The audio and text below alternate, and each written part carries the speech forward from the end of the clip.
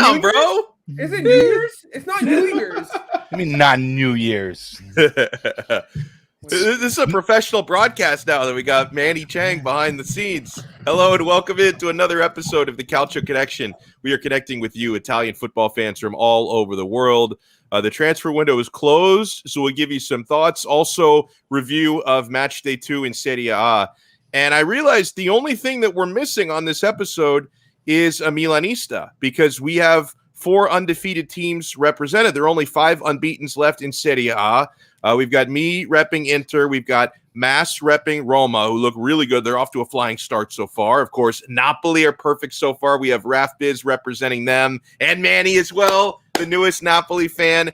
And we have Jerry representing Lazio. So before I officially introduce our guest for the day, let me introduce Jerry Mancini. And I want to welcome in Jerry because I know why he's so happy today. You see his tweet here, the newest Lazio signing who arrives before deadline day, Mattia Zaccagni.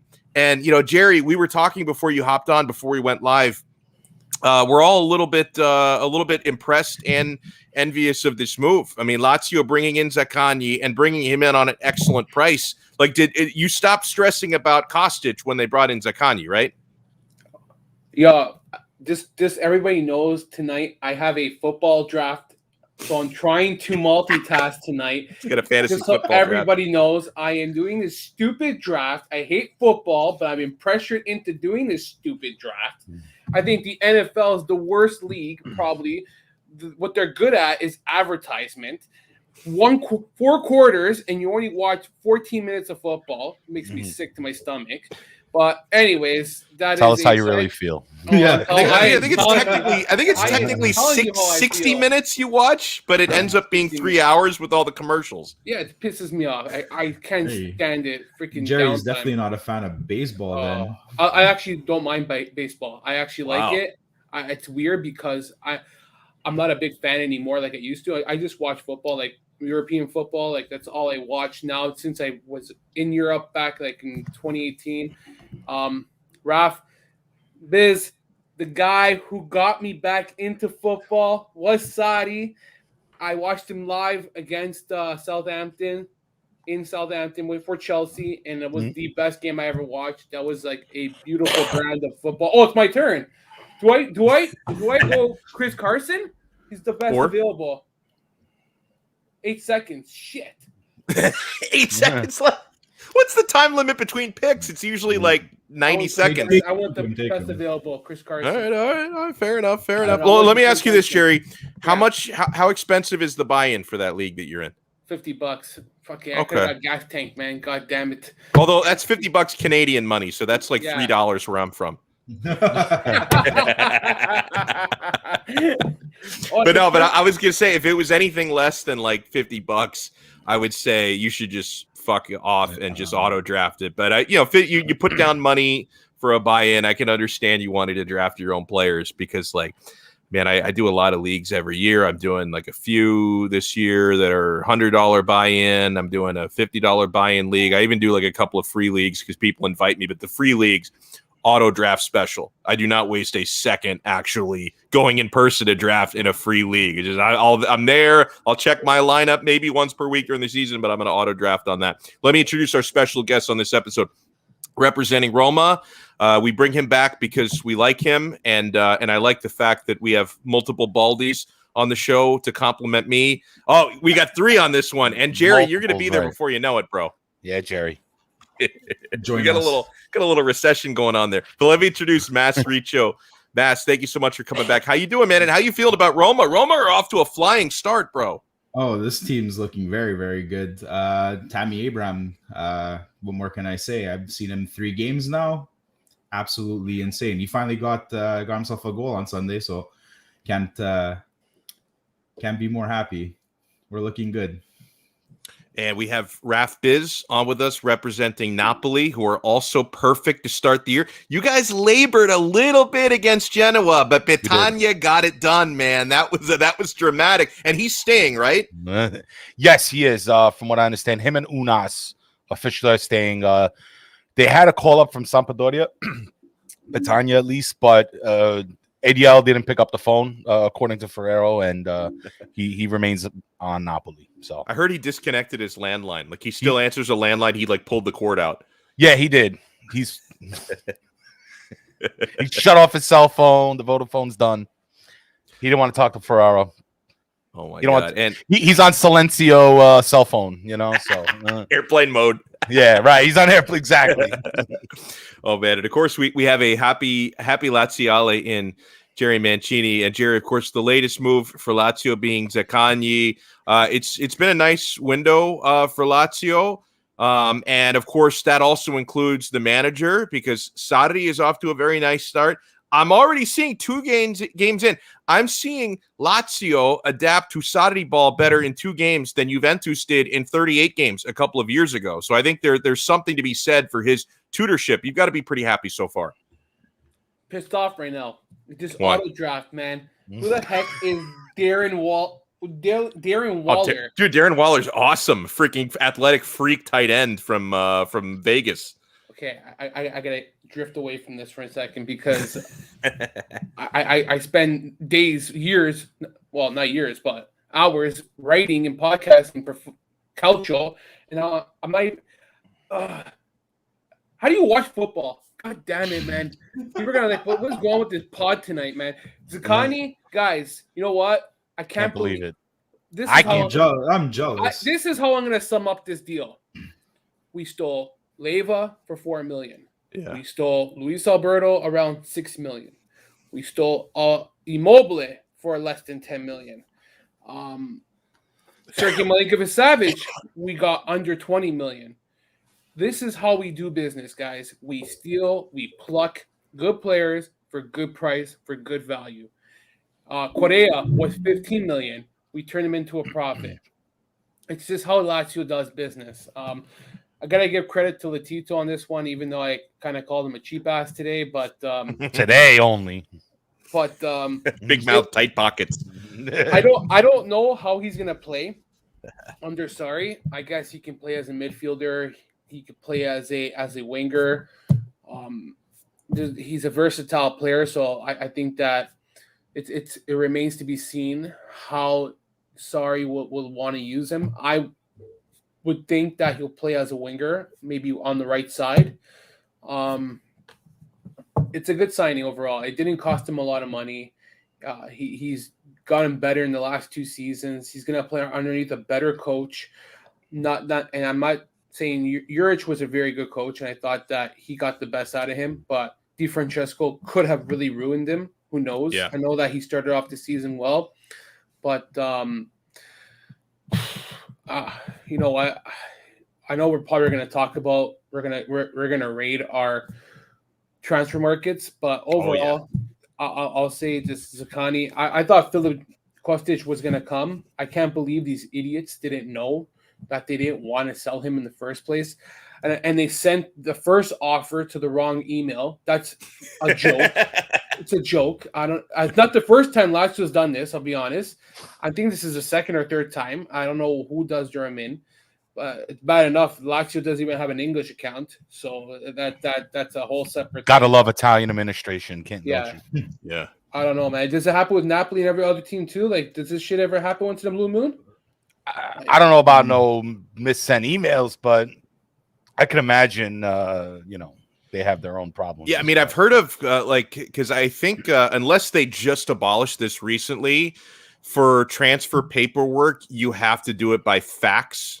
So I've heard about some incidents. I'm not sure specifically with our teams. Maybe I'm wrong, but I've heard of some incidents of like the faxes not getting sent properly. And so paperwork not getting done by the deadline. So that does happen. I can remember, this is not a transfer related thing, but I remember a few years ago when Keita Balde was on Inter, Senegal, his national team was attempting to call him up, and they sent and this was email, not fax, but they sent the email to like the wrong Inter email address, and so he couldn't get called up for international duty. So stuff like this does happen sometimes. You got anything, Manny, on that?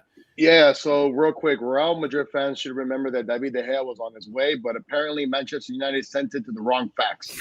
It's the fucking They fax sent machine. So I- they all that they money sent and they're it to still working with fax. Figure that That's what I'm out. saying. listen. I don't know. I think it was the Glazers with the old player person. I forgot the guy's name. But yeah, they gave him the wrong number. They sent it over. It Ed was Woodward? Yeah. There you go. Yes, Woodward. So yeah, wrong fax number. Delayed David De Gea ever Unreal. leaving and going back to home, which is Madrid. Wow, that is wild. Before we get into our specific clubs and how they did, and we could talk also about Milan and Juventus. And since we don't have a Milanista or a Juventino in here, we're probably going to talk some shit, just so you guys know. But before, although Milan is off to a very nice start as well. I can't say the same for Juve. I mean, Juve 1 out of 6 possible points against the likes of Udinese and then Empoli at home. That is a rough start. But before we get into that, guys, overall, big picture, this transfer window is a tough one for Serie A because a handful of very high-profile players left the country, right? So I want to go around the table, and Mass, I'll start with you, and then Raf and Jerry, and you can add in if there are any other big names I may have forgotten here. But we lose Donnarumma from Serie A to PSG. We lose Cristiano Ronaldo to Manchester United, and Romelu Lukaku lost him to Chelsea. So which of those do you think is the biggest loss for Serie A? I'm actually going to vote for Donnarumma, and it's because he's so young and because he's Italian. I mean, one of the faces of Italian football, a Euro champion, was so massive in the Euros in those PK shootouts that I think losing, the best Italian keeper, arguably the best keeper in the world, losing him to another league, I think is going to be the biggest loss. I don't think too many people are surprised, maybe of the timing of it so late in the window about Ronaldo leaving, but he's, more of a mercenary anyway. And the Lukaku thing, it was also, not too surprising with Inter's financial situation, but we did think he was untouchable until he left. But to me, I would say Donnarumma is the biggest loss for Serie A. What do you think, Mass? I agree. You want to keep your homegrown talent, especially when they shoot up into superstardom like that, and especially what is showing in the Euros. He was massive for Italy.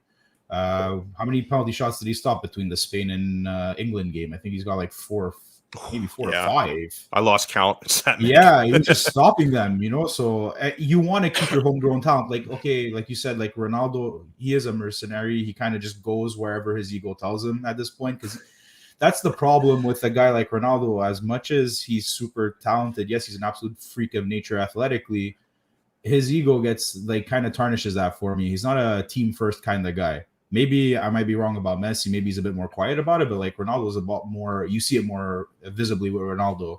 Lukaku, I think it was just more Inter not really having a choice because you guys are in a bit of a financial situation. So it's unfortunate. Here, look at that beautiful man. I think this doesn't work out for Man United as well as they hope it does. Doing a double work on those. I really don't think so. Man. But no, Donnarumma is definitely the biggest one. He could have been a face for the league, especially with his showing in the Euro.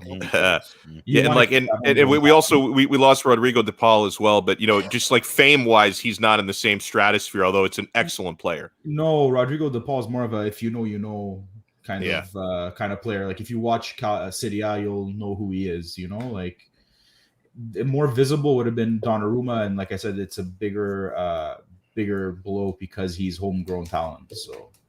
Well, and the thing is, and Raph, I want you to give your take as well. But Donnarumma, to me, he's a bigger loss for Serie A than he is for Milan, because Milan did a pretty nice job replacing him.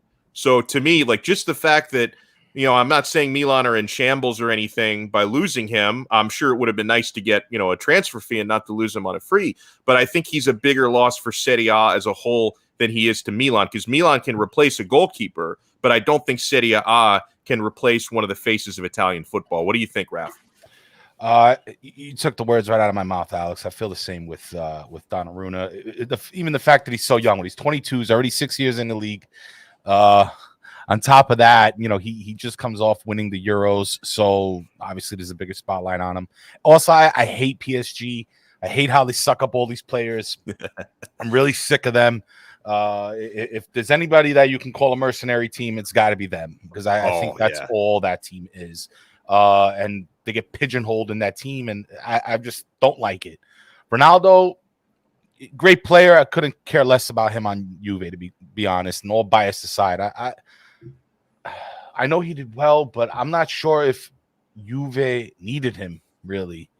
You know, I feel like Juve already has a structure. It's like you get plugged into the system, you play for the system, and they win. Whereas Ronaldo's too big for Juve, I feel like, in a sense. But as far as Lukaku goes, for me, it was a good thing. I really like Lukaku, the player. I love watching him with Belgium. You know, he played with Mertens. So I always liked Lukaku. Oh, yeah. It was hard to root for him, obviously, when playing for Inter. So now that he's gone, it's a little bit better for me. That's just being biased, but but I think overall, Donnarumma, the fact that he is Italian, I think he's also Southern Italian, mind you. Yeah, he is. He's 22. He won a Euro. He's considered one of the top goalies in Italy. I think it's a big loss in the long run for Italian soccer. Yeah, Jerry, what do you think? Biggest loss for Serie A? Is it Donnarumma? Will you make it unanimous, or was it Lukaku? Was it Cristiano? Not Cristiano. Who gives a shit about him? No one gives a fuck about that guy. Man, he does. The Madrista over there. About that guy. Go back to La Liga. Not at all. But I have two theories about that. But Jerry, please go. I don't know. I feel like no one's a loss, really. Seriously. Really? Yeah, no one. Who gives a shit? Like, who cares that? Who cares that Lukaku left? Who cares that Donnarumma left? Who cares that? I thought like that at first, but then I really thought after. Does it really matter? This league has so much talent that it's not really. If you want to look at it as a PR kind of move or branding, sure, that hurts you. Yeah. Losing Ronaldo does hurt them because it does help brand Serie A. But did they ever use Ronaldo right to brand the Serie A? Did they ever use him right to get that image out there? No. So at the end of the day, he's not a loss because we don't even know how to use him properly to benefit the league. I think Ronaldo was the biggest loss, to be honest. Yeah, again, and I'm sure Gerald, I'm sure Jerry is talking about what you were saying, marketing and PR. Marketing, yes, absolutely. But when you look at the league itself, the league is striving fine without him. Like if you're watching games, they're entertaining. It's been every game is without him, though. No, but I'm not just talking about him. I see. As an overall. I watched the Genoa and Napoli game on Sunday, and that was like one of the best games I watched this past weekend. It was entertaining. Okay, fine. It didn't have the high profile players, sure, but it still had a lot of chances. There were back and forth, some drama, like everything that's going on. It was a good game. Like Politano looked really exciting, and Lozano, and you got Insigne, and you got in Genoa. You got that young kid who's from Genoa. Like, there's just so much things that are going in this league that it's very entertaining. I think the league will be fine. Guys, we average like 5 goals a game. It's fucking insane. It's great. Yeah, it's been great exciting soccer. To watch. Like, I gotta make my pick here, guys. Okay, who you debating between? Who's up there? Picking Rodgers. Fuck it. Jerry's multitasking. He's going Aaron Rodgers. What round are you in? Rodgers. No, I did it early, 7th round. I wanted a quarterback this year. That's not bad. That's not bad. 7 rounds, all right. Yeah. Who's this T. Williams from Detroit, wide receiver? Or am I don't watch Lions football. How about Odell? Nobody does, to be honest. Odell? Odell, yeah. Odell's good? Going back to Serie A and the PR marketing, I think there's just bigger issues with the league in general when it comes to that, more so than the players that we lose that could help bring. Yeah, dude, tell me about Canada. Like, I feel so bad for you and Jerry. You guys have to VPN to watch games. Like, what's going on up there, man? I don't understand. They're just isolating an entire fan base. So we have a pretty big fan base here for Calcio. We have a lot of Italians across the country, so it makes no sense for them to not have any broadcasting rights. Like TLN has maybe a handful of games, but they're not showing all of them anymore. And I don't know if that has to do with maybe Rai losing their rights in North America. But I've had no choice but to go through a VPN because Fubo TV is doing the same thing. They're not showing every single game.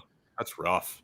Yeah, no, it's unfortunate. I mean, we're used to kind of getting the short end of the stick here when it comes to Calcio in general, and the league's just really like dropping the ball with the North American market. I mean, yeah, you guys have it on Paramount Plus and a couple of other things, I think, or is it just Paramount Plus? Just Paramount Plus, which Paramount is, Plus. I mean, it's fine, but it's like, yeah, but at least like the good thing about ESPN, I love how Manny shit. He's like, no, it's not fine. But the good thing about ESPN was, like I don't see that much of a difference yet, like with the streaming quality. I mean, 2 weeks in, Paramount Plus has been fine. I have no complaints.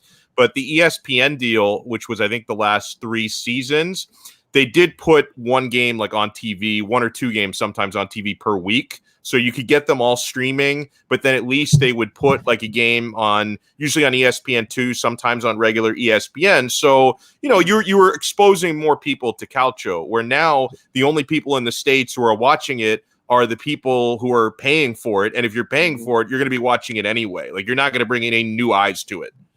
No, that's the And I thing, 'cause it's not think- even being broadcasted on any, like we have TSN, which is our equivalent to ESPN. They're not broadcasting any games on any sports channels here. You have to literally go to a channel dedicated to Italian TV based in Toronto. Wow. So so you're really not getting as many eyes as you'd like. And last year was the Zone, but even at that, it's only subscribers, right? So it's not like it's being broadcasted. It's easily accessible to people.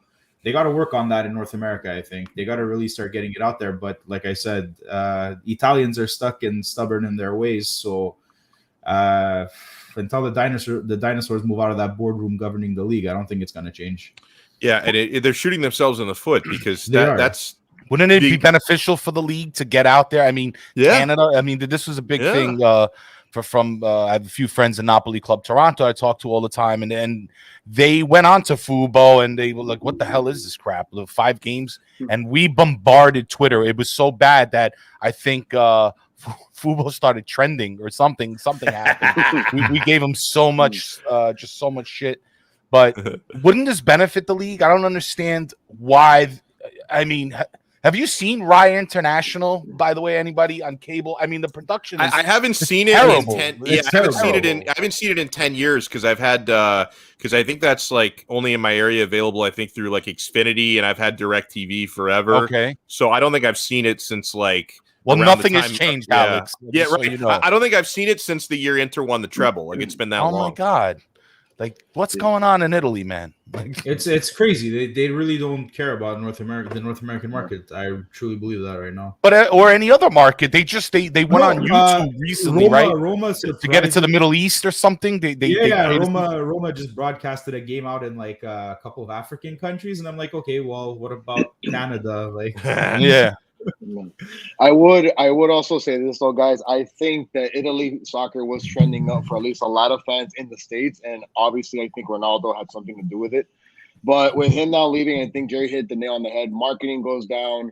How many people actually know what Paramount Network was? I had no idea what the hell it was. I thought the Italy League was still on ESPN, and then I think it started as CBS. From what it started as CBS. It was CBS All Access, and then it became Paramount Plus. Yeah, but then what are most soccer fans not wanting? By the way, I apologize for that noise. My Frenchie's playing with her toy.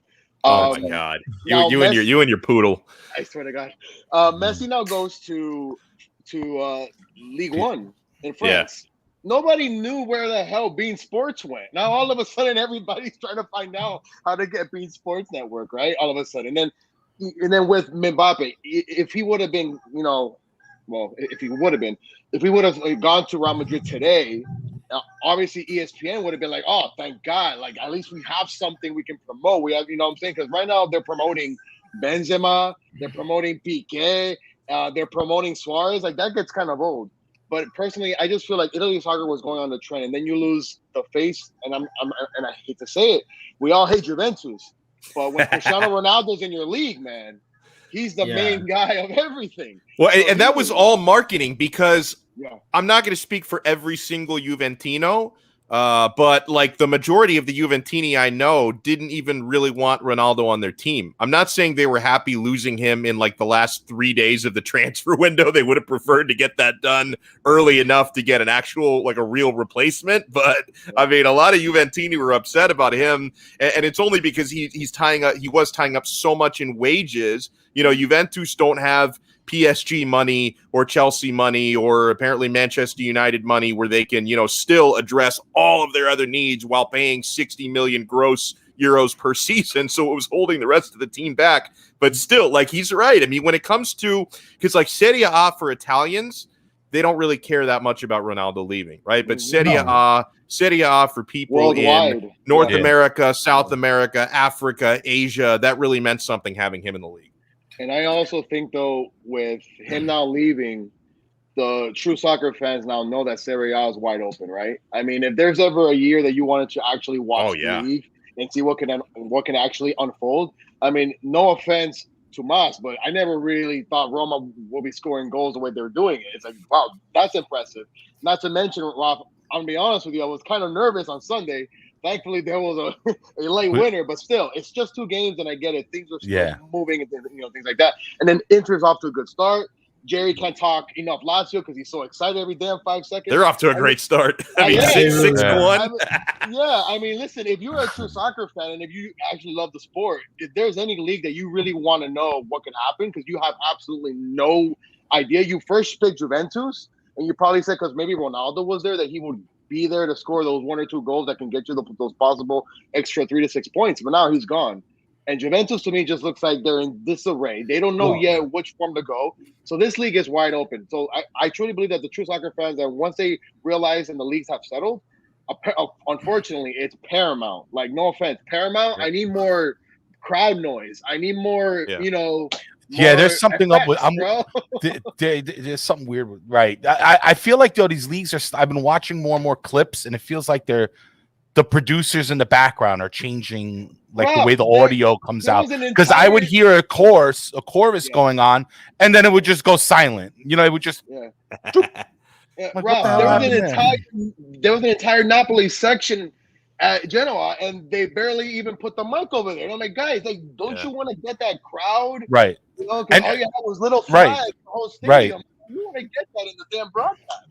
And the game commentators keep talking about that, how good it is to have the fans back, the noise, the this, you know, we're not hearing the players or the coaches on the pitch, and then they start cheering and then they cut them off. It's like, what the hell is the point? Like, it's like you're taking away the best part. And there's something to that, because I knew a guy, I'm in an intergroup chat, and one of the people in the chat who lives in Italy actually went to Verona, to the Bentegodi, to see the Verona Inter match, and he was like talking about how like incredible the crowd noise was and the atmosphere. And I'm watching it on Paramount. I'm like, I mean, I guess, you know, it's not really impressed. And these stadiums they're not 100% capacity in Italy. I think they're 50%. I believe. So obviously, like, you, no matter what, you're not getting the full effect of every seat being jam packed. But even with like the 50% there, I feel like you should be getting a little bit more. I want to start going around the table and talking about our transfer windows. And we see the beautiful table, very beautiful for Jerry Mancini to see Lazio on top with that +7 goal differential. It's gonna hurt. This is my point, though. Honeymoon phase. But this is exactly my point. The top 5 teams have won 2 games. You see it up there. I mean, and then Juventus is all the way down at 12. I mean, listen, if Napoli can that's a beautiful sight right there. Can you crop them out so we just have the top 10 so you don't have to see that logo? Well, and the crazy thing, and I'm not counting Juventus out. Like, they were my preseason Scudetto pick, and like I'm not going to flip flop after 2 games.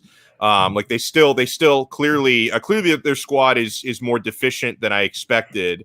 But they're going to need more time for Allegri to re-inject his mentality, because the crazy thing, guys, about these first 2 matches. Now, the first match against Udinese, that was really mostly individual mistakes by Szczesny, right? But then, you know, the match against Empoli, I'm watching that. That was at home for Juve. Like that was in the J. And I'm thinking, you know, that there's no way when they went down 1-0, I'm like, okay, well, maybe Pirlo's team would have lost this game or drew the game 1-1. But there's no way a Max Allegri team is getting out of there with anything less than 3 points. So I was shocked at the 1-0 loss full time. So clearly Allegri can't just come in there and wave a magic wand the way that I thought he would, because I thought that they would get back to Allegri mentality immediately, Raf.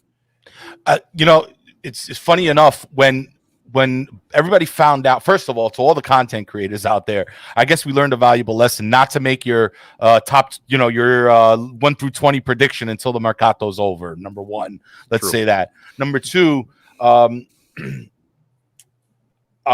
shit, I lost my chain of thought. Are you fantasy drafting? No, I'm not. I had the espresso. I was hoping it would kick in. What I was going to say about Juve was the fact that when Allegri came in, it became the it factor. All of a sudden, once Allegri came, Juve is going to win the Scudetto. It had nothing to do with the team, for the most part, and everything to do with Allegri. And I guess we saw the first two games that doesn't really matter. Now, I think Juve can bounce back overall, but maybe they were having some issues in the locker room with this whole thing with Ronaldo. Maybe it was affecting the whatever it was affecting. Maybe something was going on. I'll give him the benefit of the doubt because it is Juve, but it's not bulletproof anymore. I don't think this is the same league where Juve wins 9 in a row. I think it's more challenging. I think it's faster. Maybe that's a problem for Juve. A little bit slower. Their pace is not as good as some of the other teams. You get Empoli now, a Serie B team that can just beat them 1-0. That's crazy. It's got to say something to the quality of the league, kind of like Jerry was mentioning, and how all these other teams are approaching it. Not to mention, big fact, Serie A now has the most goals out of all the leagues, combined. So that's got to tell you something right then and there. Yeah, and even and I get what David is saying. Empoli are massively underrated. They are the opposite of what they were when going down 2-3 seasons ago. They had 17 consecutive winless matches. Now they are settled, and Lazio beat a strong Empoli. Okay, you can tell me as long as you want to about how Empoli are getting better and they may stay up in Serie A. I will still double down and say they have no business taking 3 points from Juve in Torino. I don't care. I don't care how much better Empoli are than 3 years ago. They have no business taking all 3 points at Juventus. None. Maybe a draw in Empoli, but not all 3 points at Juve.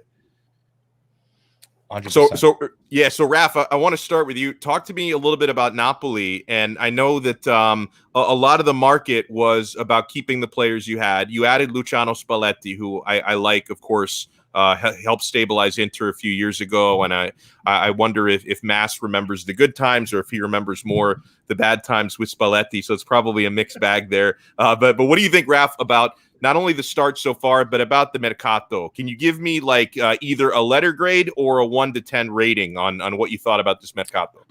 I think for Napoli, if you look at the Mercato, you have to really look at it at over the past 2 years, since 2019, 2020, 2021. ADL splurged a whole lot over the past couple of years. So really all the spending was kind of spread out between COVID and everything else that's going on.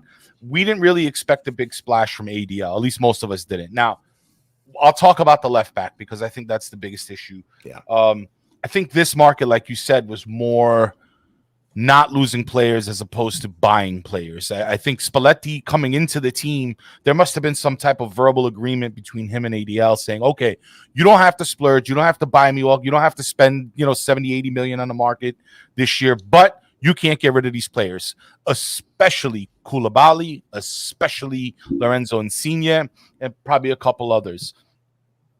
You don't just replace a center back. I don't care how much money, or that kind of center back. So yeah. I don't care how much money they would have offered, I think. And what's nice about ADL, he didn't budge. So people want to call him names, but he didn't budge. He kept his team intact. He stayed true to Spalletti. And I think we can be excited about this Napoli. Now, Emerson was the big names. And I feel like the problem is, especially among Napoli fans, they romanticize a little bit. They fall in love with these names that come out on the market. We saw it with James Rodriguez. We saw it with Zaccagni in January. Now we see it with Emerson. And Emerson goes to Lyon, and everybody's pissed off. This team sucks. This is it was a firestorm of emotion. It's like, chill out.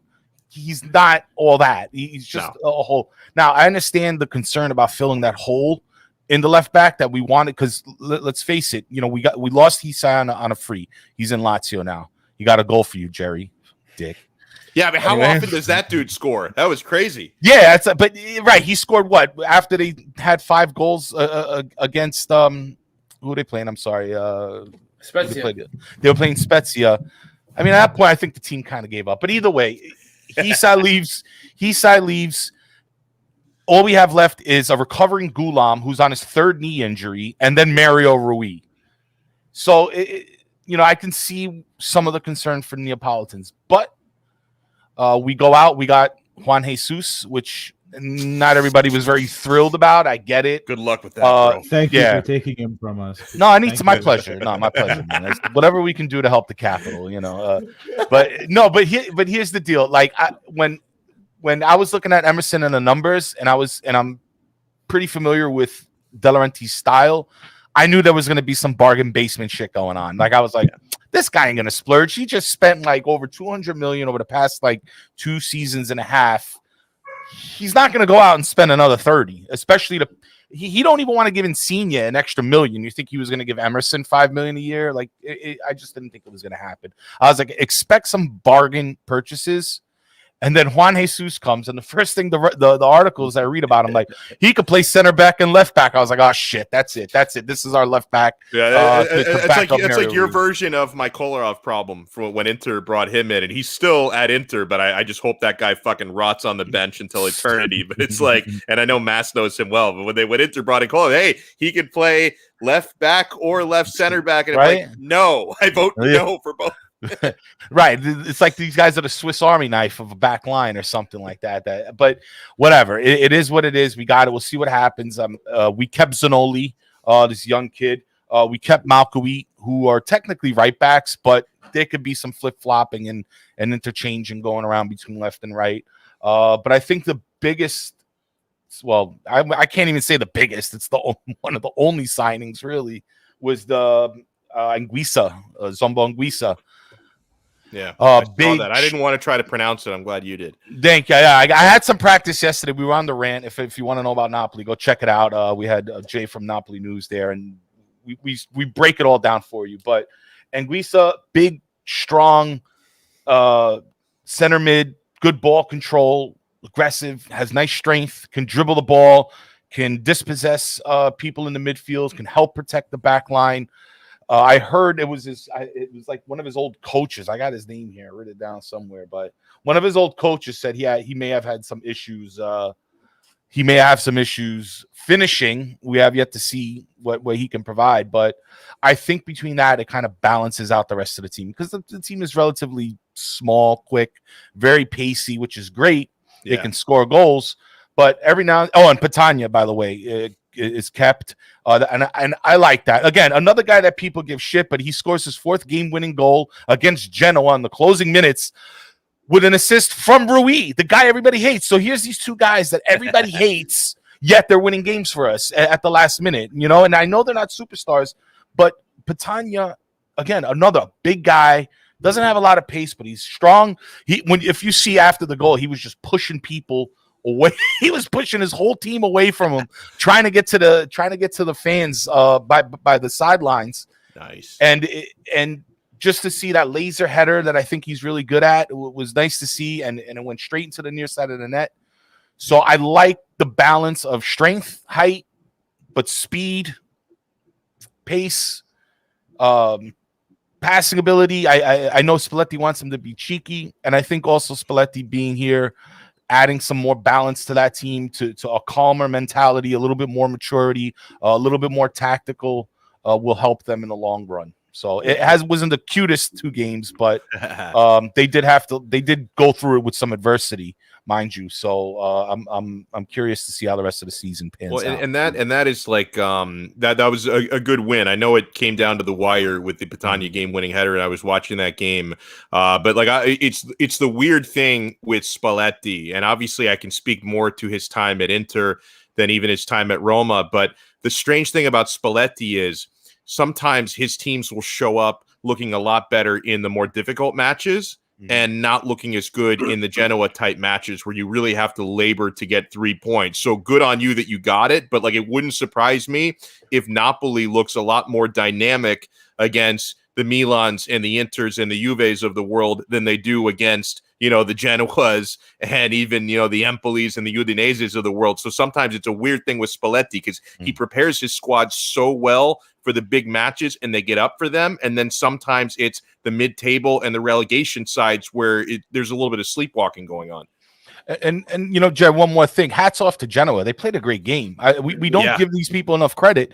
Their midfield really gave us a hard time, it was hard to we created some chances. Well, we created a lot. I think it was like 14 chances created or something like that. But still, they were pressing us. We had some trouble. And Pandev, who is like one of my favorite players ever. I love this man. Still can come onto the field and make an impact. You gotta factor that in. Like Genoa had a good game. You gotta give him a little credit. And I thought his goal should have counted, by the way. Like, credit to Napoli for the win, but I thought Moret screwed up on that goal. I thought that should have counted.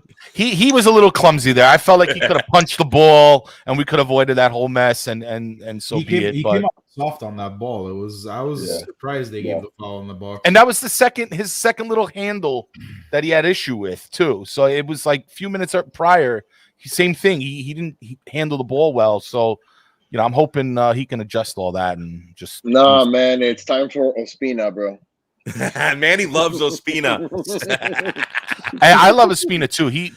This was a good problem to having both these goalies because I think both of them were really good and Ospina's huge in Colombia. Like I live in Queens. There's a lot of Colombians around here. I talk to them. They know Ospina very well, and but the thing is, Moret represents kind of like the future. So if Ospina got 1 year left on his contract, I believe it expires in June 22. So I'm sure he's gone, and we picked up another young backup goalie, I think, from our youth system. So, but Alex, quick thing. So you did mention that maybe it's the matchups that maybe makes Napoli stand up for. Yeah. Nothing better than this weekend against Juventus, man. Oh, dude. Well, it's a couple weeks, right? Because we're in a stupid international break right now. So it's 2 weeks, right? Yeah, 2 weeks. But no, listen, you guys, I'm going to be the biggest Napoli supporter when you guys go up against Juventus. Just get it done for me. Get it done for me, if for no one else. I want to go over to Mass. Talk to me about Roma. I mean, Manny mentioned, surprised to see Mourinho team scoring so many goals. Now, I think Italian fans rate Mourinho a little bit higher because they've seen what he can do in Serie A. All the Prem fans just think he's like the worst thing, like he's the Antichrist or something. But I think Serie A fans rate Mourinho a little bit higher. Your take on Roma's fast start, and if you can talk a little bit about the transfer window, because so far it's looking nice. Let's start with Mourinho. I think he's just better tactically suited to Serie A, and I've said that from the beginning. After he's moved from Serie A to La Liga, I mean, he had some success in La Liga, sure, but I don't think his tactics work in the running gun style of play in the Prem. Like, it's got to be fast paced. But right now we're kind of riding high on this honeymoon phase we're in with Mourinho, with the two legs in the the UEFA Conference League against Trabzonspor. The biggest competition in the world. Huge. The $5 million to the winner. We get to pay wages for the likes of Fazio and Nzonzi, who don't want to leave our team. No, they've been looking fantastic. The first leg for the UEFA Conference League, I didn't really get a chance to watch. It was a little bit harder to get a hold of, but Roma broadcasted the second leg on their YouTube, and that was Abraham's debut. And he looked phenomenal. I had to rewind. I've never seen one of our strikers track back so deep into the defensive end since I can remember. It was insane. He had a couple he made an impact right away. I think he got 2 assists that game, got a header off the woodwork. He was all over the field. He's been looking really, really, really good. Even Shomurodov as well. I can't discount that as another acquisition. So our two striker acquisitions right now are looking very good. Very quick. They're contributing on both sides of the field. I mean, you don't really expect a striker to track back and play almost like a trequartista type of role. It's a little strange to see, but it's a welcome change. I like how they have been tracking back and getting involved on the defensive side of the ball. Rui Patricio has been very, very good in nets for us. So these are all the acquisitions we made during the Mercato have all been making an impact right away. And you see it. Rui Patricio was, I think, our first big acquisition before Shomurodov. I'm kind of blanking on the timeline on who came in first. So he had a couple big saves too against Trabzonspor. He came up big against Fiorentina, and he came up big on Sunday the few times that Salernitana tested us. Then you have Shomurodov, who comes in. He's made an impact. I don't know if he's gotten any assists yet or anything, but he's been looking good anyway on the field, even off the ball. Tammy Abraham's the one big signing that came in last, and he's the one who's really been making an impact. I think he got even a couple assists, 2 goals. No, 1 goal. Yeah, 1 goal. So he's been looking good. Our Mercato, I mean, is a strange one because we have a couple of guys tied up that don't want to leave our team. Yeah, that's right. Isn't Fazio suing the club to try to get back in the first team? We're gonna get to that. So we brought in big names. We brought in Vigna to replace Spinazzola, who's been looking like he's just adapting to the league. He's getting better as he's been playing, so that'll happen. But yeah, so we kind of finally solidified the goalkeeping with Rui Patricio.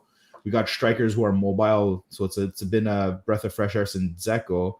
And then we can't really do much else after those signings because we finally terminated Pastore's contract. I don't remember what the details were, if it was that loophole because he's been leaving without the team's permission to do things. But Pastore finally out the door.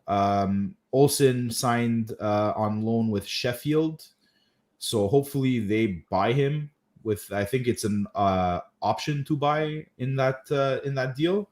And then we have what's left basically of Nzonzi, Fazio, and Santon. But the biggest issue has been Fazio. Fazio is just not wanting to leave the team. He's, like you said, he's been wanting to take legal action to get himself back into the first team, which it's not an ideal situation to have, especially around the locker room when you have a player who's really being stubborn and not wanting to go play elsewhere. Because there have been multiple teams that have been interested in him and in Nzonzi as well, but they've been very stubborn and not wanting to go.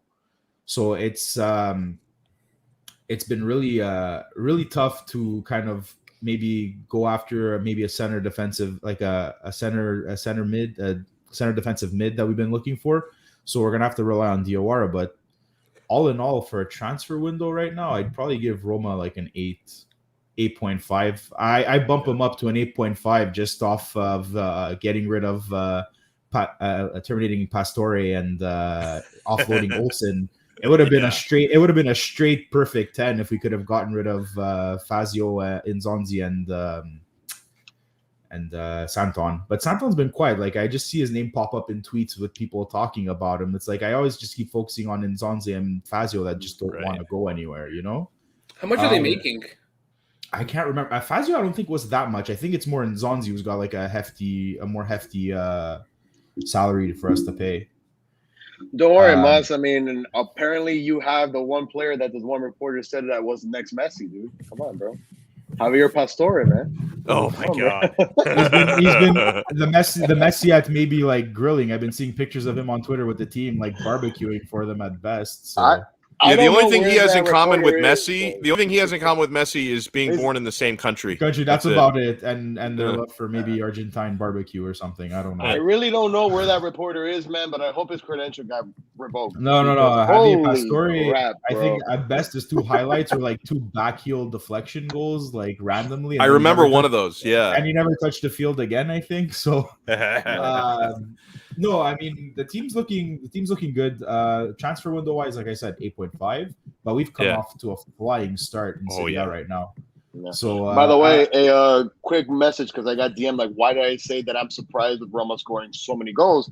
It's because when I remember Mourinho, he was a coach for Real, and for the Spain league, his tactics were sit back, we'll wait for them to come at us, and of course at Real Madrid, you had Ozil, Ronaldo, Benzema. By the way, these guys were all young players.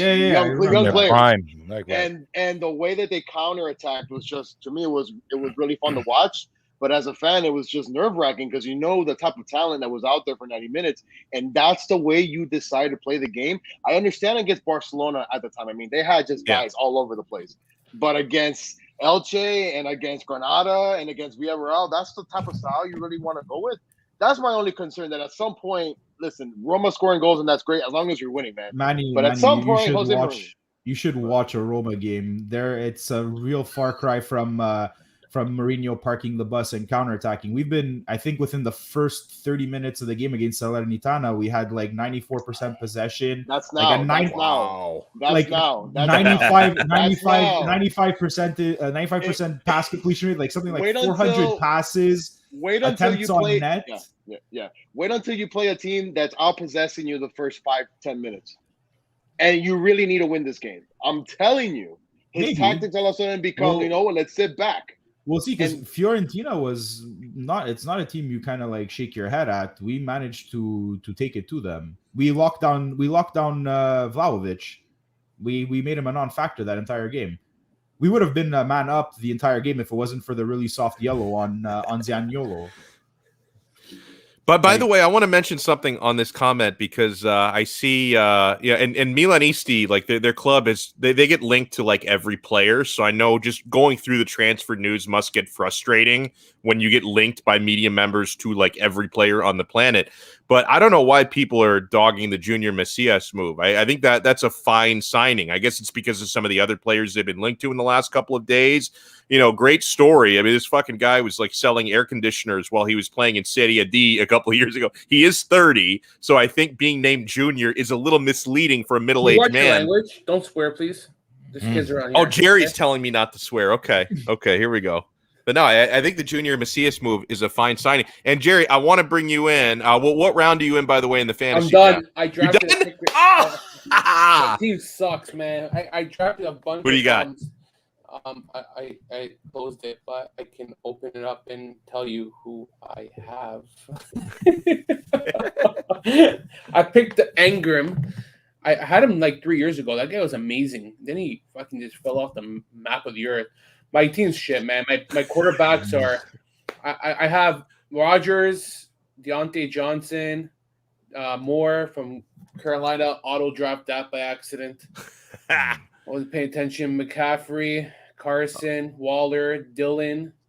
Another auto draft. I think he's the backup. I'm so screwed there. I picked Crowder. Man. Crowder was such high X ranking. I don't even think that was a good pick. Gallup from Dallas. He's probably the third receiver or second receiver. I don't know. I got Mayfield as my backup. Singletary. He's good for passing. I know that. Cole Beasley. I don't know why I have two Buffalo players. This is not good. Oh, Buffalo's good, bro. Where you been? Good? Yeah, Buffalo's really good. Josh Allen balls, man. Yeah, okay. They won 13 games last year. Yeah, they're really good. Engram, I got Blankenship, kicker. Yes. And my D is Pittsburgh. Is that good? Anybody help me here, please? Don't look at me. I like Blankenship as your kicker. I have an affinity for Colts kickers. I had Vinatieri and now Blankenship the last couple of years. Nice. I don't know. I picked that they put up points depending on what your scoring is for your kickers. So Jerry, I wanted to ask you. I wanted to ask you your take on not only Lazio's start. They are one of the 5 unbeaten teams in Serie A that are all represented here, plus Milan, who's not represented here. But your take on Lazio so far and the transfer window. I mean, you get the Harry Potter lookalike and Toma Basic in. You get a steal in the final hours of the window for Mattia Zaccagni. How do you rate the transfer window and the start under Sarri? Yo, Biz. Don't give me that look, man, eh? I'm back. I'm focused. I'm not mad at you. I'm mad at us. You know what I mean? Because I had to deal with all of January. Zaccagni's coming. When we needed a freaking midfielder, and it didn't come. And now you guys get him for what? 8 mil plus 2 mil bonus or something like that. Steal. I was just reading an article that was made on the Laziale from Apollo, and it's really good actually. And I think the guy who still comes and joins Lazio after all this is Frank Ribery. I think he comes in and he gets signed because he's a free agent. And these are Lotito deals where he gets these fucking goddamn cheap 1 million, 1.5 million they're gonna pay him, and he's gonna come in. He's gonna play as a winger. We need another winger. And we need a left winger. So, or he's experienced and he's a winner. Yeah, so, it's not a bad. I see it's happening. I think it's gonna happen. And it said that So in the article, I like this because they said if they didn't sign Filip Kostic and they did sign Matteo Zaccagni, that they would consider signing Ribery because I guess they saved 10 million from buying Kostic, and they have that money to invest into him now. So for me, I can really see Ribery being plucked this week. Like they can't wait long on him either because I think that a team will eventually sign him. But so if they're a free agent, it doesn't matter if it happens within the transfer window, I would assume, right? It's not technically a transfer. That's why. Okay, they're not. A transfer is considered with a team from a team. Like if Zaccagni goes to Verona, then you got to go do the papers because you're transferring from one side to another. It's like hockey, basically, when you make trades. But I see it maybe possibly happening. I don't want to put too much into Lazio's first two games. I use it as banter more just to get people riled up, because Lazio's sitting first, so I'll embrace it. But it's not going to be like that for long. I disagree with you. Could Sadi work?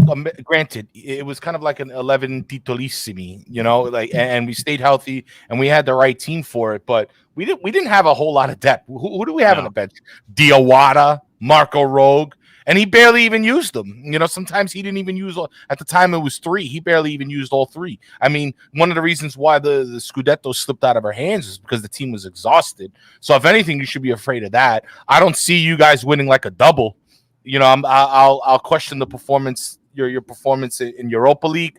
And I'll also question Pepe Reina's ability to make stop. He's a great leader. He can certainly command the defense.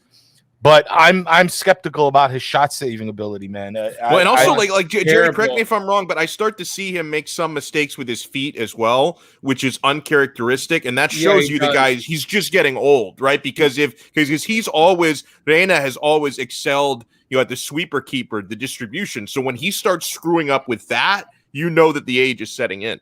It is, but I don't think the passing is that bad as I think it is. It's what Rob said here. It's basically he's gonna let him some softies, man. Yeah, man. He's gonna let him some softies. It's like on Saturday against Spezia. I didn't like the way he made that save, and I know that Joe Fischetti from Forza Napoli podcast said it's a difficult shot, but I think that in that situation, I think he could have done a better job because there's no force to the shot, his angle and everything. It's all bad, man. Like I didn't like it at all, and. Was that the one where what's his name was on the line? He took it off. Whose side missed this guy on the right side there, and Daniele Verdi scored. But I don't blame Roma scoring against Lazio. I don't blame whose side though, man. I blame Lazio being caught so high up and struggling to get back. And Cherby guy plays high too. But point is, I agree with you. Reina is so prone to giving up poor saves that it's so bad, man. And then. He looked like Dino Zoff last January playing against Napoli. But then, he came out, he was the man. But dude, and who else? Freaking Handanovic was so good against Napoli last year. It's like he was standing on his head. Yes. Like the guy usually nowadays, sadly, plays like a 45-year-old. I think he's 38 in real life, 37, 38. But like he had that game against Napoli like around the holiday season last year. December, December, dude. Yeah. He was unstoppable. Amazing. He was amazing. He made some saves, unbelievable. Pepe Reina too. He was just so intense in the way he played. But Pepe Reina is not going to keep up that intensity long. If the defense stays consistent and reliable, he can help manage those pieces. I think Pepe Reina could be a great coach one day. In my opinion, he can become a great coach one day. But I think he's gonna. I'm afraid of the games that he's gonna let in a soft shot, and then you're gonna drop points because of that. But I agree. I still believe in Sadi. I still like him. Some people in Napoli are back and forth with him. I still like him. I think what he does for players is great. I don't think Juve is the team for him, but I believe, and I told you, Jerry, I told you in the DM that he's a guy that he can instill a lot of confidence into a player and help teams that have something to prove. I think Lazio is one of those teams. He's a player's coach. Absolutely. But guys, and he can certainly increase the value of a lot of. We got, mind you, that was the year that Higuain went to Juve for 95 million. I attribute that. Granted, he had a great season, but I attribute that to Sarri being behind him. We took this $45 million guy off the Real Madrid bench and doubled his value basically in one season, and it was our highest transfer fee since. And that's what I'm going to look at. I'd like to see Lazio's value at the end of the season to see if it all works out. I think they're the dark horse this year, man. I'm sticking with that. Yeah, Jerry, I think it's quite clear that in 2 games, man, listen, if you're a Lazio fan or a Lazio hater, it's quite clear that the way that Sarri has his team playing so far is very, very fun to watch, no matter what side you're on. Yeah. But listen, Rob even said it best, and I think we said this also the last time I joined. Sarri couldn't really listen. Who the hell is going to do anything at Juventus when you have Ronaldo calling the shots and everybody's looking at Sarri? Man. Listen, you better not upset people because this is a guy. It's like now he has that liberty of saying, you know what? If this doesn't work, I don't have somebody telling me no. I can go ahead and fix it. I'll find solutions to it. And if there's not there, I'll go and say, listen, we need this, we need this. What's the best thing you can give me? And I think at the end of the day, if you're a Lazio fan, you have to kind of just enjoy the ride that this season will be, because Sarri is going to give you something that I feel that you haven't had it in a long time. And that's just the confidence in knowing that for 90 minutes, you're going to get the best, whether if it's maybe probably not all the time. Will it be by scoring? But you know that his club, the team that he puts on the field, the substitutions he makes, the tactical things he does at halftime, those are things that if you're a Lazio fan, you have to be excited about. And those are the things that I can give you the positive of knowing, hey, listen, we have a shot. If Sarri wasn't there, I'm sure even our biggest fan down here, I'm not sure if he's feeling confident right now. Yes, let's switch Sarri for somebody else. They might be, they might have won their game last week and the one now. But Jerry knowing they had Sarri at the helm gives him a whole shitload of confidence. And I can't blame him for that, because we've seen what he does when he doesn't have to be told, be careful how you do things. Yeah. Watch out. Yeah. Your job is on the line. It's like, dude, like, he doesn't have that ego in the locker room. Absolutely. Like, I wouldn't get him to manage these big personalities. I don't think that's his strength, but I think he's good at pushing a team that needs a push. He's good at collective, at making sure that if you're good at this, you stick there. Let me find somebody else that can stick here, and then we'll practice it. We'll get the continuity going. He couldn't do that at Juventus. He had to play everybody that was getting overpaid. Well, listen, like, now to try to tell them to play to my system, and Ronaldo keeps bitching about it after every single game. Well, they're not giving me the ball. And, poor Dybala's like, dude, like, I don't know what you want me to do. Like, it's just ridiculous sometimes.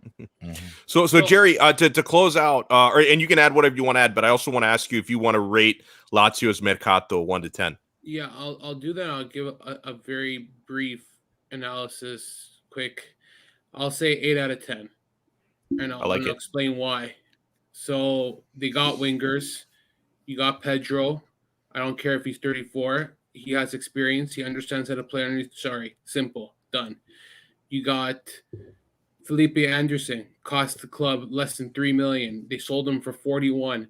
That is Lotito business. Once again, I'm gonna say, you guys, we can criticize Lotito for being cheap, but this guy knows how to freaking sell his players, bring him back, and it already looks amazing the first 2 games. Anderson, great signing, understands the league, like it. Zaccagni. 8 plus $2 million. His contract's $1.8 million per season. Great deal. Comes from the Serie A. Is on the rise. Will flourish under Sarri. Perfect. Luke Romero. Yes, he's 16 years old, but guess what? He's going to be playing behind guys like Pedro and Felipe Anderson, and who else? Maybe Ribery comes in. He gives him experience. I'll just throw a name out there. And then he grows. He'll play limited time, but he'll adjust and he'll grow to next season and probably go on loan. Or maybe he plays in a bigger role because Sarri sees something in him, even though he's young. Who else? Toma Basic. Hey, we got a backup to Luis Alberto, who's actually an attacking midfielder and plays in a 4-3-3. God bless, man. We didn't go after Andres Pereira. Like the guy is a really good midfielder. He will have to take time, but he has a lot of potential and he's been highly rated. Here's the downfall. Midfield looks good. Forwards look good. The back end looks shit. And I'll explain why. He said, no. No. Watch the Something to throw. cursing. Husai is a good signing. Husai is a good signing. I understand. Sorry. I think he'll do good on the left side. I don't see an issue there. The right side is fine. You got Matisic and Latzi. I'm so happy we didn't sell either player because those are two quality right backs we got who can probably take care of that position. This is where it gets dangerous, and this is where I don't like it. If a Cherby and a Luis Felipe go down, we're depending on Radu and Patrick to freaking man the center. That is a scary sight. I like Radu, but I don't like Patrick.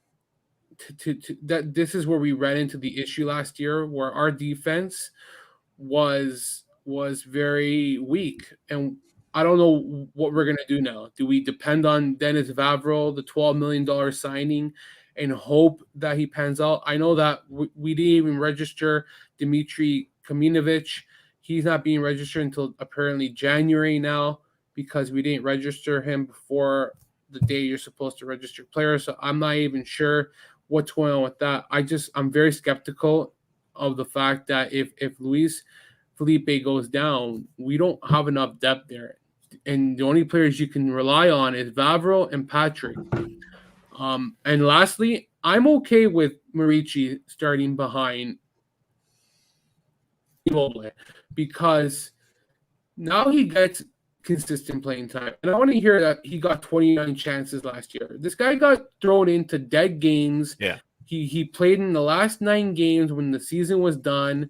He never got the right start to the year where like he had COVID, he had an injury, he didn't have preseason training. Guess what? Check those all off because he was healthy to start the season. He had the proper training. He fits in a 4-3-3. He's going to have Pedro crossing balls into him when he's playing. He's going to play every Europa League game. I think that's 100%. That's where the rotation comes in, Biz, where you'll start to see. I like that dude, Moro. Yeah, young kid, man. Moro's another good player. Super pacey. I think he can do well under that system, man. I'm excited to watch him. I'm telling you, the depth. Lazio has depth. For the first time, I don't remember the last time I was able to even use that word for Lazio. My God, that's a scary sight. But I think overall, they brought in players. It's hard to bring in 11 players one shot and try to get everything, but I think a good test is after the break when they play Milan. I think that's a good prime example of how we can really judge what Lazio really are. I don't see them winning that game personally. I think they're going to struggle. Win, Jerry, come on. It's not. Come on. What am I? Am I going on the field to play? Yes, I want. Actually, no, I do not want you on the field. Stay off the field. It all depends who plays that game. Play left back. It's hard. Yeah. I want to see how they are able to adjust against a more well organized, more deeper team who is functioning properly. Empoli and Spezia really gave up a lot of space to Lazio, where it allowed them to attack under Sarri. It's not even Sarri ball yet. That's the best part. This is not even, like Joe was telling me, Joe Fischetti, like this is not even close to Sarri ball. Sarri ball happened on Saturday after they went up a guy. That's when Sarri ball happened, he told me. That's when you start to see Sarri ball where they were passing the ball, moving it, making the quick passes, and keeping possession. Maybe you know Biz too as well, but I mean that's the Sarri ball strength, right? Is to make these low, quick passes in this triangle and to set up your number 9. I think if Immobile starts finding space, which he did last game, and then he had a hat trick, right? I mean, he'll start scoring goals, and again, it's that confidence factor, it's that human element that Sarri can bring to really help the team, but. I mean, it'll take a little bit to warm up.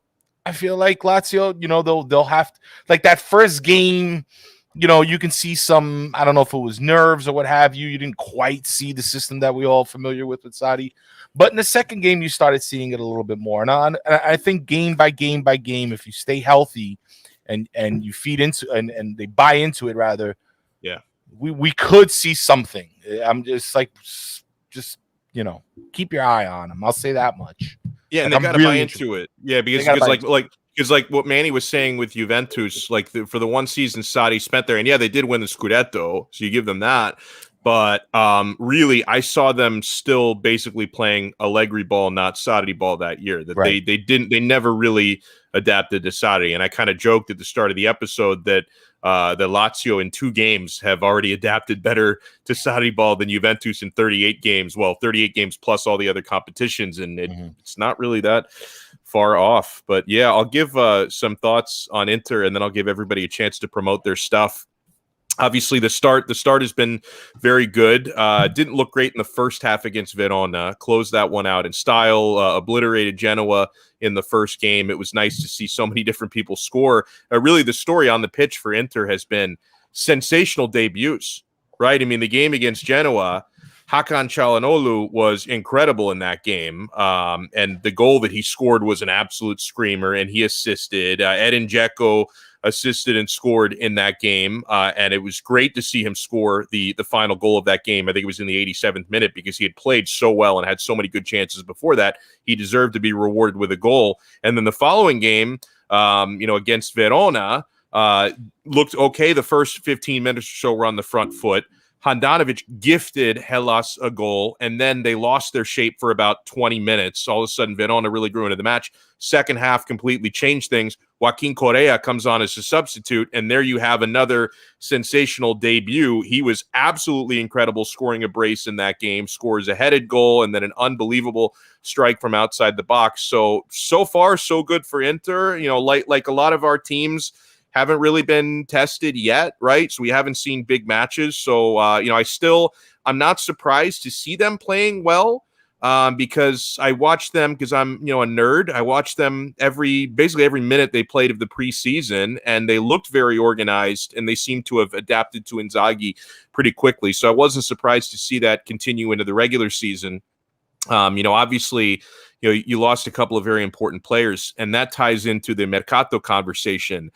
I almost feel like in Inter's case, I've got to give out 2 separate grades. Like, I've got to give out a grade to the club as a whole, and I've got to give out a grade to the directors, because Marotta and Ausilio, obviously it's not their fault the debt, is as high as it was. It's not their fault they had to cut costs the way that they did. So if I'm going to give a grade to the club as a whole, and this is not even to say I don't think they had, at the end of the day, all things considered, a good Mercato. I can't go higher than like a 6.5 in a Mercato where you lose Achraf Hakimi and Romelu Lukaku. And especially the way that they lost Lukaku, it kind of made you feel like they shouldn't have even had to have sold Hakimi in the first place. Now, maybe at the end of the day, Lukaku really did badly want to go back to Chelsea and push for the move, and they had already sold Hakimi early in the transfer window. But it's like, for the club as a whole, when you lose 2 players who were that instrumental in the Scudetto last season, I can't really go higher than a 6.5. And the score could have been much lower than that, because I thought that they did a pretty damn good job with a limited budget replacing those players. And that's why, if I'm going to give a separate grade to Marotta and Ausilio, I give those guys like a solid 9, okay? Because, they replaced Lukaku with volume.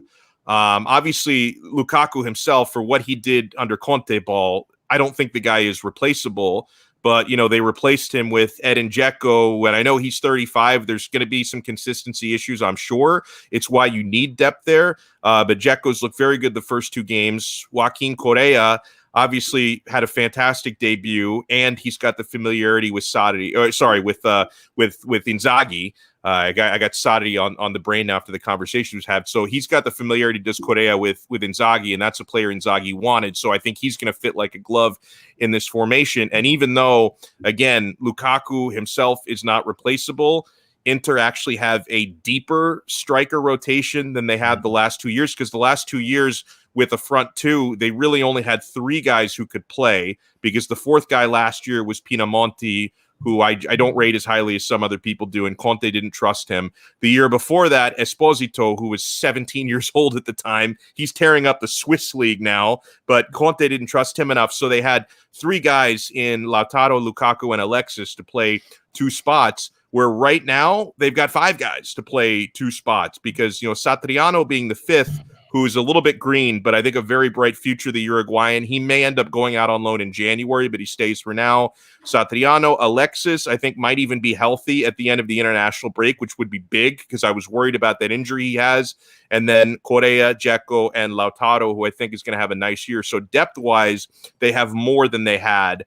So they're going to try to replace Lukaku with, quantity more than quality. Hakimi was sold.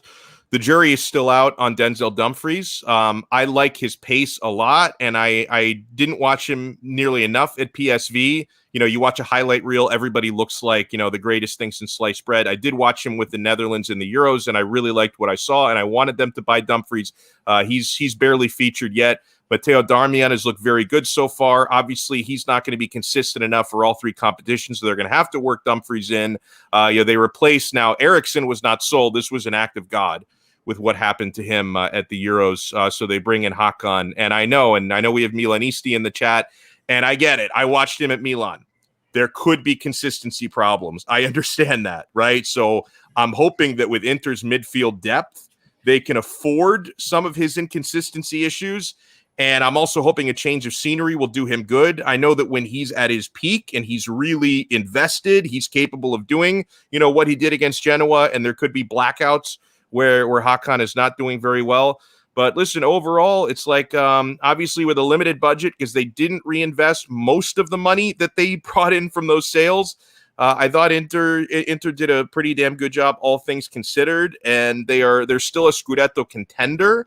I don't know if I would call them a favorite, even with what's happening at Juventus. I still feel like Juventus under Allegri are going to figure it out, and I certainly think Napoli are in the mix. I certainly think Milan are in the mix. I think Lazio could be a dark horse, and Roma have impressed the hell out of me, so I don't know what to do with them. But yeah, I think I give Inter's directors a 9, and I give the club as a whole about a 6.5. So yeah, we'll close out the episode on that note. I want to give everybody a chance to plug your stuff. We'll start with our guests. Raf, let me go to you first. And you and Rafa do an awesome job on the Raf and Raf Rant. Let people know where they can find your work.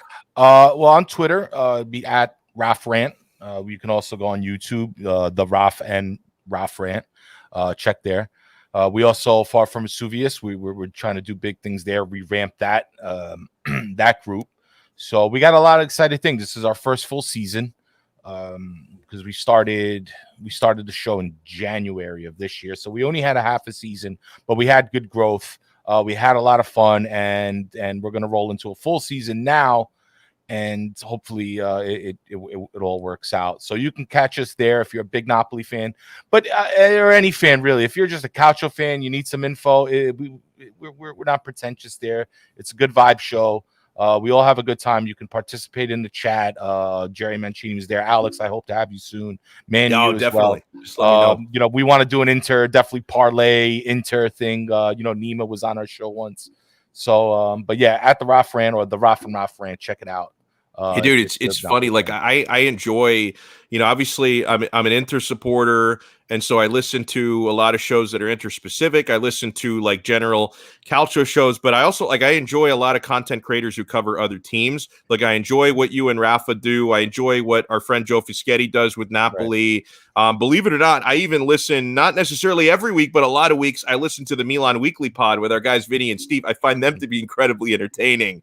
The only thing I can't bring myself to is listening to a whole lot of Juventus stuff. I know that our guys Lucci and Alberto do some Juventus content, but I don't go that far. And I also like Steve Chavillo's content on Roma, which is good as well. So I like a lot of the content being done, even other club specific. Mass, what about you? Let people know where they can find you. They can find me on Twitter at Mass148 and on Instagram at mas.richo. It's all things Roma. I'm trying to kind of maybe sort of streamline it on Twitter to really just cater to Roma and the inner workings. So yeah, for all things Roma and Calcio, you can find me there. Now, Manny, pop your head back in here, sir. Let people know where they can find you, or maybe he dipped out to feed the I dog. mean, There you go. I basically do everything with you, so wherever they Yeah, find man. you, they'll find me. So it don't really matter. You can find me at 5 Reasons Sports. I do a lot of shows there. Also, make sure if you're a huge Miami sports fan, no matter what sport, also any soccer fan as well. Donald Daily, Monday to Friday with this man to my left. Alex Donald right here. We have a show 12 to 1 all day, every day. Yeah, that's about it. Beautiful, Jerry. You do a great job writing about Lazio and Jerry looks like Inter. he's ready to bed. No, I'm fucking pissed, man. Why? Jerry's looking stressed, bro. Why are you pissed, bro? He's This looking one- at that fantasy football team, and he's like, "Oh boy." Drafted He drafted the wrong. I drafted 5 guys. They're off in the same week, and 2 of them are Oh, my no. and 2 of them Oh, are my where are quarterback. Hold on, 2 of them are my quarterback.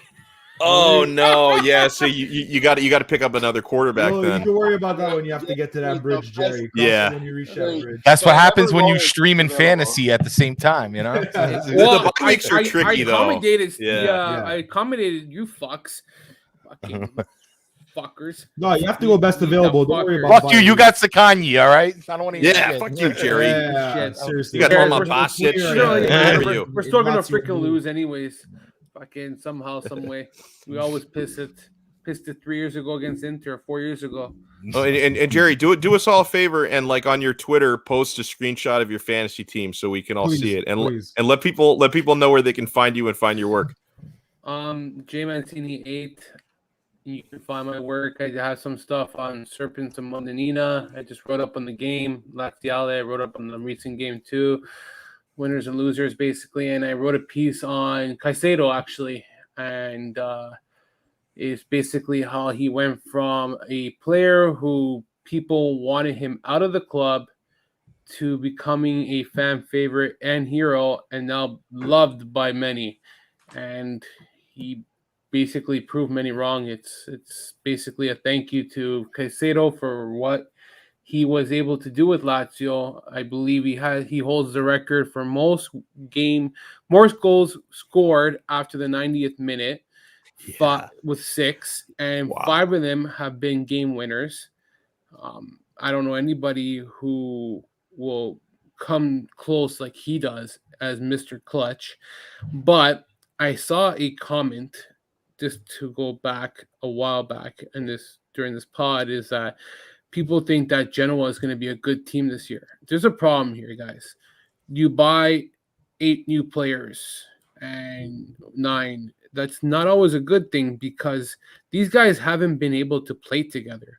Right. You're throwing players all over the pitch and they have little time to like develop that chemistry, to develop how they understand how to play each other. So you gotta be careful, man. Like, do I miss Caicedo? Yeah, I do, but he's 32. He's up in age, and like I trust Sarri, okay? I trust Sarri that if he sees that he is not the guy, there you go. Maximovic, good luck. Maxim I got Fades. you, Jerry. I got you, Jerry. Vasquez, Fades. Monopoly Holy check. shit, man. You know, I'm not going to shit on Fades, actually. I won't shit on him because it just didn't go right for him last season. He's got a lot of talent. Hopefully he can find it at Genoa, but Maxi's second half last year was atrocious. It was yeah, I remember terrible. that.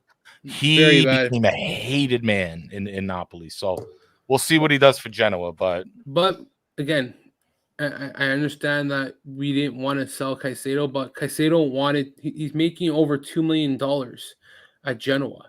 We weren't going to pay Caicedo $2.5 million to be our backup when they already signed Marici.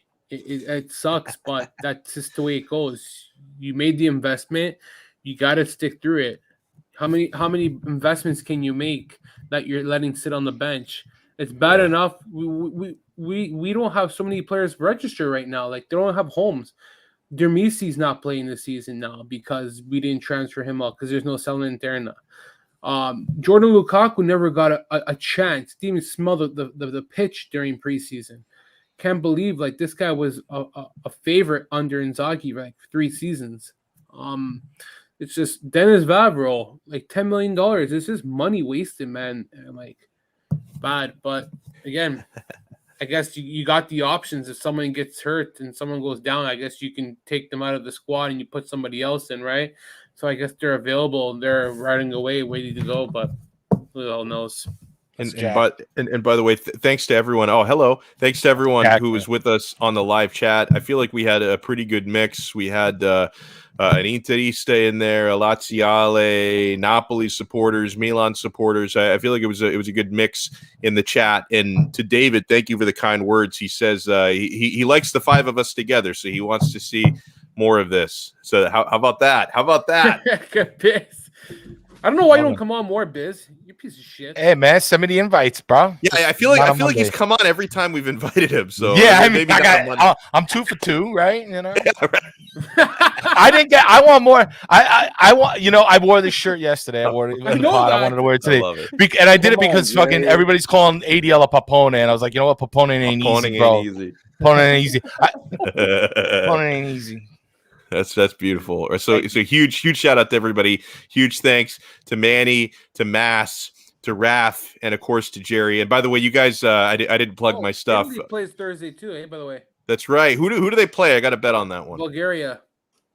I got to see what the spread is. It's probably a goal and a half or something. Watching Serbia tomorrow too. It's my second favorite team now.